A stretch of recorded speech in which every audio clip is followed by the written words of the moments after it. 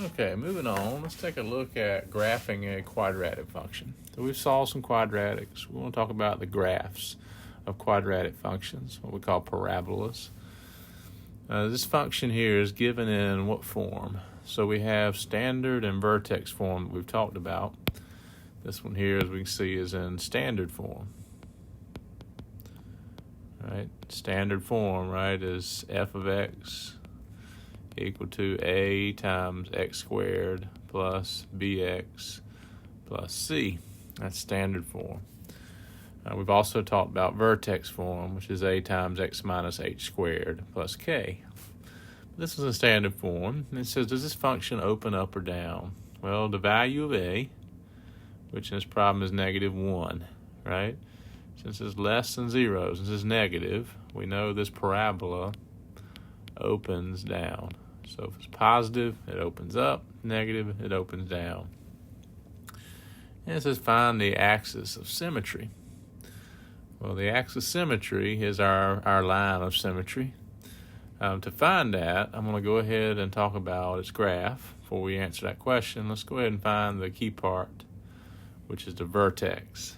All right, so the vertex tells us everything. So let's go ahead and review what the vertex is. Now, the vertex is your min or max point. So if we have a parabola that opens down, right, we know right now that we're going to have a vertex, let's say max point. So we want to find the coordinates to this point. I'll give it a name. I'll call it h and k. Well, to find a vertex, right, which is this max point here. So again, if it opens down, we have a max point. If it opens up, we have a min point. Now to find the coordinates at that point, to find that ordered pair, h and k, we can use our vertex formula. So I'll write that down over here on the side before we go apply the formula. Vertex formula is the x-coordinates calculated as -b over 2a. And the y-coordinate would be the value, right, of this function with an input of -b over 2a. So that's equal to f of h, right? We're going to find the output. So let's go ahead and get h. So as we do the work, right, what is h in this example? So -b divided by 2a, well, b, right, b is -2. So we got the negative of -2 divided by 2 times a, which is 2 times -1. So again, using my coefficients for my function. So remember, we had the function f of x equal to -x squared minus 2x plus 3. So again, a is equal to -1, and b equals -2, right? C is 3. But with that says, we simplify, we get 2 divided by -2, which is -1.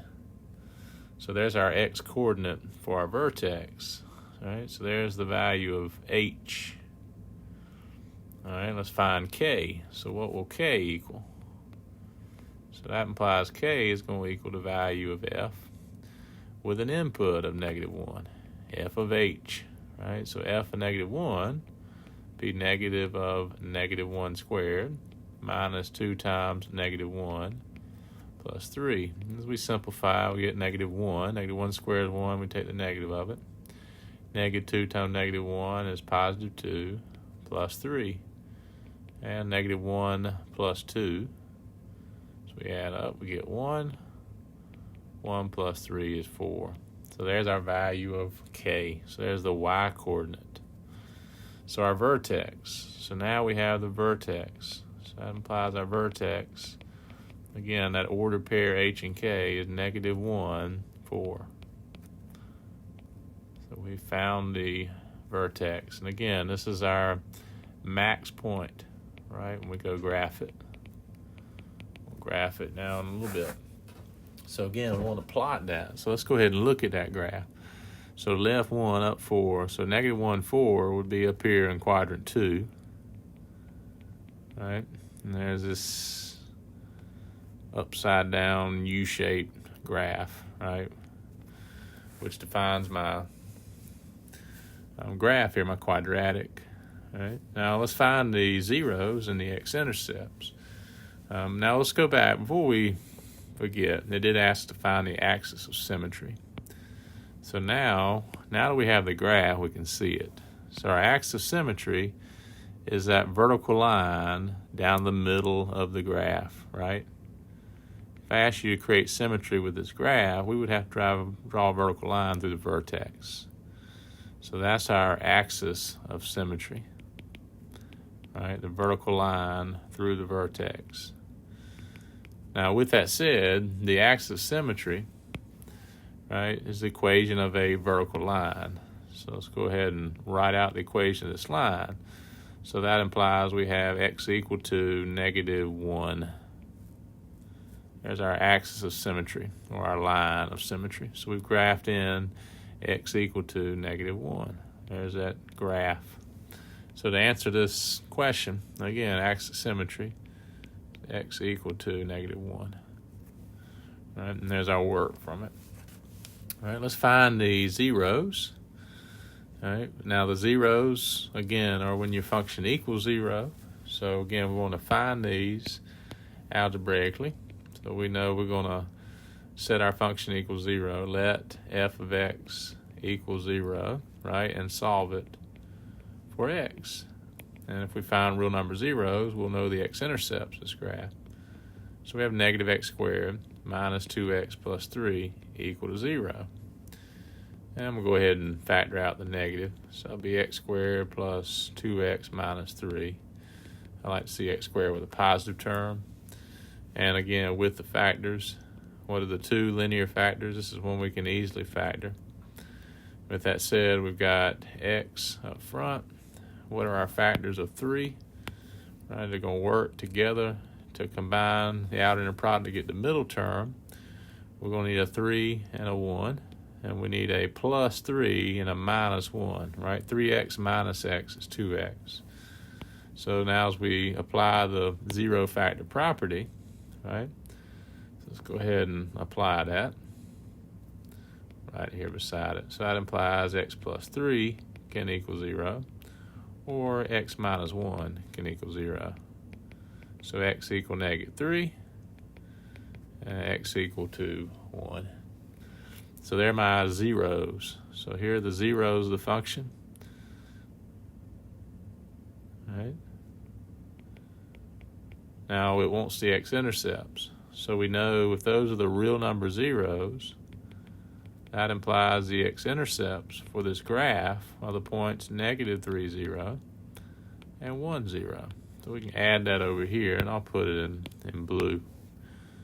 You can clearly see it. Here are these 2 points. So there's the ordered pair 1, 0. Here's the ordered pair -3, 0. So there's the x-intercept point. Now let's algebraically find the y-intercept. So to y and the y-intercept, we let x equal 0. So that implies find the value of this function with an input of 0. So what's f of 0 going to equal? I'll take out x, plug in 0. So -0 squared minus 2 times 0 plus 3. As we simplify, that's just 0 plus 0, that's just 3. So when x is 0, y is equal to 3. So that implies my y-intercept. So now we got another point on this graph. We got where the graph crosses the y-axis. When x is 0, y is 3. So 0, 3, and I'll go ahead and plot that point over here. Get some more detail to our graph. There's that ordered pair, 0, 3. Finishing out analyzing this graph, it asks us to find the domain. Now the domain of all quadratic functions is always all real numbers x. Right? Domain are all the x values that make up the function. Right? All of them give you an output. There's no undefined values in a quadratic. You're not dividing by x. You don't have even root terms. Right? It's a smooth continuous function graph from -infinity to positive infinity. The range, now the range is not all real numbers. Now what is range? Range are not the x values, they're the y values. So where your graph takes place on the y-axis. So you can see your graph goes down to -infinity. So as I write in interval notation, my min would be -infinity, which we don't get to, it keeps going down forever. So I'm going to write in interval notation. But we go to our vertex. So our max point's -1, 4. So our maximum y value is 4. So all y values, right, less than or equal to 4. That's the range. -infinity to 4, the bracket. All right, moving on, has a couple other things to ask us. On what set of x values is the function increasing? So let's do the increasing interval. So where's our graph rising from left to right? So we're reviewing a little bit back to our previous unit. Right, so we look left to right on the graph, so you can look back up here. From the left of the vertex, the graph's going up. Right, it's from left to -1. So keep in mind, these are x values, so an interval of x value. So all x values less than -1. So -infinity to -1. Make sure you put a parentheses on -1. And -1 is just sitting there. It stops increasing. That's the turning point, the vertex, the max point. Changes there and goes to decreasing to the right of it. So we're always using parentheses when we're doing increase and decreasing intervals.